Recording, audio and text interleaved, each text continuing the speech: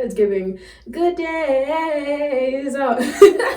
Hey kiddies, welcome back to my channel and welcome if you're new. My name is Imani and I'm going to show you all how I prep my waist to lower back length hair. I think that's how long my hair is currently, for a wig. And I think it's a great video for those of you who want to put on wigs for Halloween or for cosplay or for whatever reason, if you just want to have versatility of having locks underneath and you want to put on a wig just to spice things up. So I'm just going to go ahead and get started. It's going to be a pretty straightforward approach. I'm going to do flat twist all the way down to the back of my hair and pin it up in the back. And if you want to see how I do that, let's just dive right in. And all you're going to need are these kind of bobby pins, 2 scrunchies just to section my hair off. So we're going to go ahead and just start down the middle. It doesn't need to be straight. It's going to be under a wig. And I'm going to loosely do sections from the front. I just eyeball it,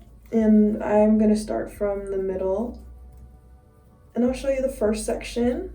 Okay, so I have my first section. It does not need to be perfect, and don't mind me, I need to do an ACV wash. My scalp is dry. I'm going to attempt to show you all how to do a flat twist. For those of you who don't know, you just go ahead and start at the front of your section and then split that into 2 sections. I like to put the right section under and the left section over.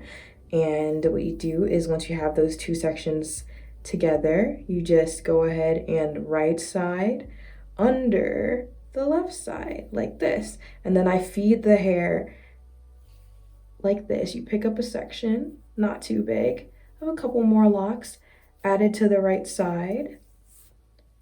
And then once it's added to the right cluster, you go under again, and the left side is over. And you just keep feeding small sections into the right side until you go back. It doesn't need to be super tight. For those of you who are wondering why I'm not doing cornrows or braids like you normally see people with loose natural hair doing when they prep their hair for a wig install, it's because locks tend to be thicker and not as easily condensable as loose natural hair. And this way, twists, for me at least, appear to be easier to compress, and they're also more malleable at the ends. Braids tend to be stiffer than twists when you twist your locks, and twists are just a lot easier for me to do than braids.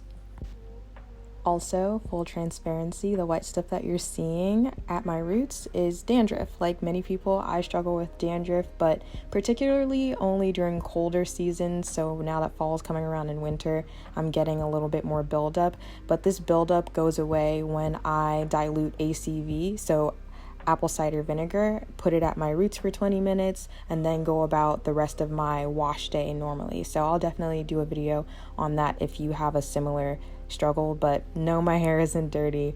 I just need to do an ACV wash. Now that you're done twisting the flat twist part all the way down to the nape of your neck, all you do is finish it off by continuing to twist. I try to roll the hair as I twist around my finger because I feel that helps it condense. So kind of like this a little bit, just make sure it's all uniform, and you kind of do that motion as you are twisting all the way down. And this is where I tend to do it a little tighter because I think it helps condense. And then now I'm all the way down at the end. If you feel as though you need to have a little elastic band at the end, go ahead. But I personally, my hair seems to just stay without having to use an elastic band, and I don't have to worry about the twists coming out. So just twist, twist, twist. It's okay if it looks a little wanky and a little thick. That is what the twisted part looks like. So I'm gonna go ahead and do this throughout the rest of my head. Okay, y'all, so I have completely twisted both sides. So a total of 12 flat twists. This is what it looks like. The parts definitely aren't perfect, but that's okay. And now I'm going to show you how I'm going to pin the ends of the flat twists so that they can be as flat as possible once you put a wig cap over it. So I'm going to treat it as 2 sections, so split the twist in half. I'm going to work with the left section first, and I'm going to do a twisting motion to help the twists be one big twist and tuck to this side. You'll see what I mean. So grabbing twist number 1. When your twists are just relaxed, by the way, they're a little bit more puffy. A good way to make sure that they're less puffy before you start twisting all of them together, you twist in the direction that you were twisting, and you can see how it's constricted. Do that so that it can be even tighter and take up less space. So you do that as you're grabbing the other twist to do a jumbo flat twist around the nape of your neck. So those are going to be those 6. So I just grabbed 1 and 2. This is twist 3 around it, twist 4 and 5. And just twist and grab as you go, like so, until you do all 6. And then once you get to the end, you just go ahead and grab a bobby pin as you just roll these together as tightly as you possibly can. And you're going to get that section of flat twist that you didn't twist, lift them up the bottom so you can put the twisted section underneath it. And then you're going to have, depending on the length of your hair, some extra. Go ahead and pull it through to one section. I just removed 2 of the flat twists on this one and put them between the nooks and crannies of the twists. And grab a bobby pin, and the end of that twist you're going to pin into the flat twist on the scalp like I just did. So the end was pinned into this twist itself. Just keep grabbing bobby pins and securing them, the end into the body of it. And you can even tuck the end if you didn't do the twist too tight, like you see me doing here, underneath and into the twist itself, and it's pretty secure. And then for the other side, grab the ends of them and fold up. I'm going to start from the innermost twist. You're going to go all the way across to the left and tuck it in between another twist. And then don't go too far up, just keep folding it but keeping it in between that twist so that it's not too high up on the crown, because you don't want it to be too high up. And then you're just going to keep pinning it like you did the other side. You pin the ends into the flat twist. So you just keep doing that. Just do some guesswork and tuck things under, pin as you need. Another one. So when I say in between the twist, here's the flat twist, here's the end of the twist. Literally put it in between 2 and then fold down, because you don't need it going above the crown of your head, because that's where you're going to get a bump in your scalp. And then keep going up and down like spaghetti noodles and secure it. And I'll show you what it looks like when I'm all done with this guesswork. Just think of it as like a tiny little puzzle. My suggestion for those of you who have maybe longer locks or thicker locks like dreadlocks, traditional locks, or you have shorter hair and the ends of your hair are thicker because you have a newer locks, I just suggest doing smaller twist parts. So maybe try 14 to 20 twists instead of the 12 that I did, and then that way at least the bottom ends will be able to be smaller and easier to twist up into the wig.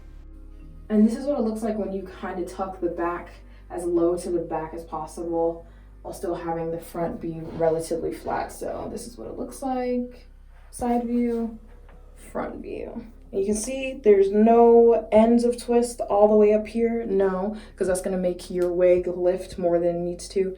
Just keep it condensed to the bottom as flat and as small of a portion as possible. And then when you're ready, you go ahead and grab your wig cap and you place it over. I'm gonna go from the back up.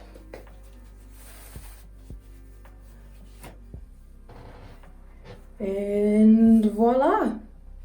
Then you go ahead and grab your wig. I don't know how to put on a wig, don't know how to style it, but let's see. Everyone meet Edna Mode. She is a lace front. I don't really know much about wigs, the lady at the beauty supply store just helped me get one that she thought would look good with my face, but we're gonna try. It has like clips in the back and the side, I think, and then it also has these like hooks. I'm going to start from the back, and it stretches a little bit and go to the front, so back. Oh wow, it's actually working, I think, question mark. Gotta push it forward. Oh, I think since this is how you know I don't put on wigs, I think I realized I'm not supposed to have my wig cap like on my forehead. I need to push it back. Adjusting. And there you go. Wow. I'm actually pretty surprised that this worked. It has a little bit of like, I think a bump. I mean, you guys can tell me how much of a bump. I'm surprised it doesn't have too much of one, but I also think I just need to adjust. I'm not even gonna lie, I'm kinda into it. And for the second wig, meet Shaka Khan. Here Shaka Khan is. She looks great in my opinion. Honestly, it's giving more SZA. It's giving good days. Oh. And yeah, it's a lot of hair. You can see the front on this one. I just pushed it back a little bit more because there's a comb in the front of this wig, you know, like the combs that help keep it in place, and it was just hurting. So it doesn't matter because it's a really, really big wig. You can't see it. So this is just more for comfort than anything. I just wanted to be transparent. Wigs are so alien to me. The feeling of it is really tight since I never put any type of other hair in my hair. In the back though, you can see it's all in there. So it's not like I'm hiding anything. For reference, for both of these wigs, I used regular sized wigs. I believe they didn't have large or anything like that at the beauty supply store, but I was able to comfortably fit my hair under this bob wig. But if you have thicker locks by nature, so maybe you have dreadlocks or traditional locks, or you just have a lot of hair and you have thick hair, maybe a bone straight wig won't work for you, but that doesn't mean you can't fit your hair underneath a wig. You might just want to try to go towards bigger wigs like this, because if the wig has more volume, it doesn't matter about the hump in the back that you might get from the hair. So just take that into consideration when you're picking out your wig and if it's feasible or not for you to wear a wig at all. But yeah, so I hope this was really helpful for those of you who did watch all the way through. Comment down below what cosplay and what Halloween costumes you are now going to be able to do because you happened to stumble upon this video.